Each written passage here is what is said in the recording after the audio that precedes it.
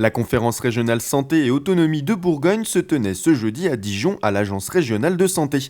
Cette assemblée ne vous dit peut-être rien et c'est pourtant elle qui valide le travail de nombreuses commissions pour par exemple améliorer l'accès à l'offre de soins sur tout le territoire.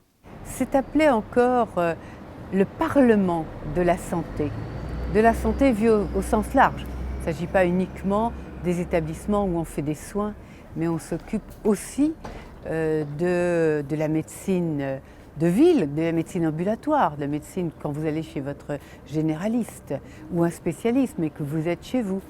Et on s'occupe aussi des établissements médico-sociaux, les établissements qui accueillent des personnes en situation de handicap ou des personnes âgées. Et donc cette conférence régionale santé et autonomie, qui a plus d'une centaine de membres, se réunit 4 fois par an et a l'objectif de donner son avis au directeur général de l'Agence régionale de santé pour l'aider dans les décisions qu'il a à prendre pour organiser la santé, au sens large comme nous venons de le dire, sur la région Bourgogne. Différentes commissions travaillent en amont, que ce soit sur la prévention, le médico-social ou même le droit des usagers. Tout le monde a son mot à dire ici et chaque contribution est écoutée, voire adoptée. Aujourd'hui, c'est l'application du plan de la stratégie de santé dans les années qui viennent et où donc tout le monde doit avoir son rôle et participer. C'est-à-dire aussi bien les professionnels que les usagers, que les politiques, que les élus et tout ça. Je crois que le problème de la santé maintenant n'est plus uniquement localisé à uniquement des professionnels, mais concerne véritablement tout le monde aujourd'hui.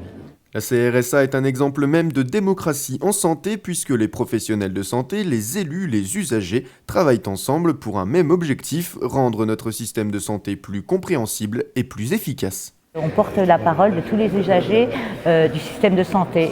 Alors moi, c'est plus particulièrement les personnes handicapées, mais quand je siège à la CRSA, je représente l'ensemble des usagers, comme invalides, handicapés, jeunes, vieux. La CRSA rassemble l'ensemble des commissions, c'est-à-dire à la CRSA, on a le travail de toutes les commissions, que ce soit la commission de prévention, la commission des usagers, toutes les différentes commissions travaillent en interne et après, la CRSA valide leur travail.